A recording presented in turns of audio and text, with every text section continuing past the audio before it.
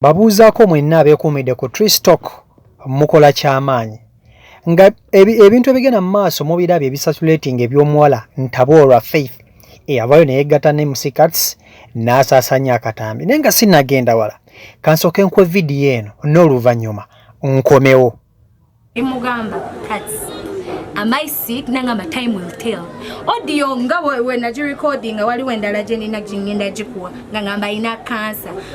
Ebyo bye bigambo bya Ntaboolwa Faith byayogera oluvannyuma lw'okuta akatambi ng'amaze okwegatta na MC Cuts ng'agezaako kutiisatiisa nga bw'asobola okusiba Cuts na biki n'obulamu bwe nayo teyeekebeza oba mulamu oba si mulamu yagambye nti yeekebeza omulundi gumu nga bwe mubirabye. Kakati njagala nkuwe akatambi kano akalala akalaga embeera mwali owulire ebigambo bye ate n'oluvannyuma nkomewo. Olabika bubi wenna singa kalooterera n'osetolinga naye wagaana neweerimbalimba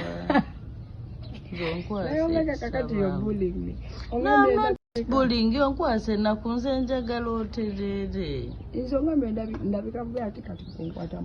gwe tunula gerindako kati gwe olaba wemolo okyalabika bulungi. God is powerful, but sembera sooka osembere wano bulungi ennyaka feesi kaako nkala ate n'akasige tokyamanyika kuba oba okuta ekisiriza sitegedde. Abakazi bakumizigo enjala si. Abakazi b'okumuzigo omukwano balabika bulungi. Nze siri wa kumuzigo da. Gwoba olina waawo oba oyo ye muwala Ntaboolwa Faith agenda maaso n'okuba nti atrendinga essaawa eno yeewunyisizza abantu olw'embeera gy'alimu oluvannyuma lw'okuvaayo ne yeewaana ng'akutte akatambi nga bw'amaze okulya MC Cuts. Abantu bangi baavaayo ne bamukriticizinga ku lw'ekyo kye yakola. Abawala abasinga bavaayo ne bakola ekintu kino ekyokulabisa basereebu nga bwe beegasse nabo na biki naye ekyo kyonna kyonna tetujja kigenda mu maaso nakyo wabula ensonga enkulu eri nti embeera omuwala ono gye yali alabikamu nga bw'omulaba awo yali muwala mulungi nnyo nnyo nnyo. Kijja kitya okuba nti kati ali mu mbeera bw'eti? Abantu bangi bavuddeyo bamusalira omusango olw'obutafa ku bulamu bwe. MC Cuts ye tukimanyi nti musajja mulwadde era yavaayo n'ayogera eri eggwanga nga bw'ali omulwadde wabula obulamu bwe abutwala ng'ekyamakulu kubanga alina abaana b'okulabirira alina n'ebintu eby'okkola. Naye omuwala amanyiddwa nga Ntaboolwa Faith obulamu bwe wenjogera kati bw'atyo bwafaanana. Eyali omuwala ng'alabika bulungi, eyali omuwala kwegamba ng'alina figa ye, alina akabina ke, kwegamba buli kimu nga bw'otunuulira Faith ogambye ddala nfunye embooko y'omukazi naye kati obulamu bwe bw'omulaba awo asigazza mutwe, asigazza magumba, takyalina yadde ennyama, takyaliika. Oba okitegeera kye ngeza okugamba muganda wange. Famire ye yavaayo neyogera ku nsonga za Faith ne MC Cuts nemunenya okwegatta n'omusajja gw'amanyi nti mulwadde wabula ye agamba teyamanya ekyali ki ekyamutwala MC Cuts yali yeegomba sereebu. Naye MC Cuts agamba nti omuwala ono yamumanya way before nga tebatannabanadde n'okugamba nti oba batandika okwekola bye beekola. Omuwala ono yali mukwano gwa Fiye eyali mukyala wa MC Cuts. Kakati MC Cuts yamulabira ku Fiye awo Ntaboolwa Faith we yeegombera MC Cuts n'asala okuba nti amuganza.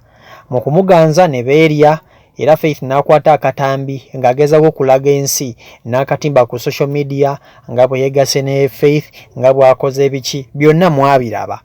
Kakati obulamu bw'omwana oyo bwe butyo bwe buli bw'atyo bwe yali afaanana nga tannaba kuba nti ate yeegatta ne MC Cuts. Naye oluvannyuma lw'okuba nti yagenda mu kikola ne MC Cuts agambibwa okuba nti mulwadde obulamu bwe bwakyukira ddala ddala era ne bwonooneka.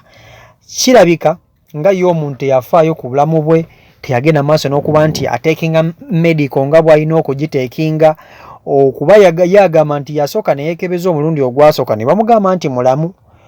Ndowooza n'asooka n'arelaxinga mu kaawo n'aba nga teyeefiirayo talina kyakola yadde n'ekimu. So kakati embeera yasajjukidde ddala nga wenjogera kati yasigaza magumba. Awo yali ageza maaso n'okuba nti akanga MC Kat singa bw'asobola okumusiba, naye abaana abawala kino kibe kyakuyiga gye muli. Obulamu bwe mwagala baselebu mubaagala kituufu, naye mwerowoozeeko mmwe nga mmwe bintu bingi bye muba temusobola kufuna mu baselebu bano. So take it as an example nti obulamu busobola okukyuka mu mbeera embi oba ennungi ng'oyagadde serebu we Uganda yenna. So embeera yeeyo, obulamu bwebo Faith bwalimu tabwagala naye bwe yakyuzinga. So mwebale kwekumira ku Tristalk, mugende maaso n'okuba nti mwongera otugoberera, emboozi nnyingi zikyajja, mweraba.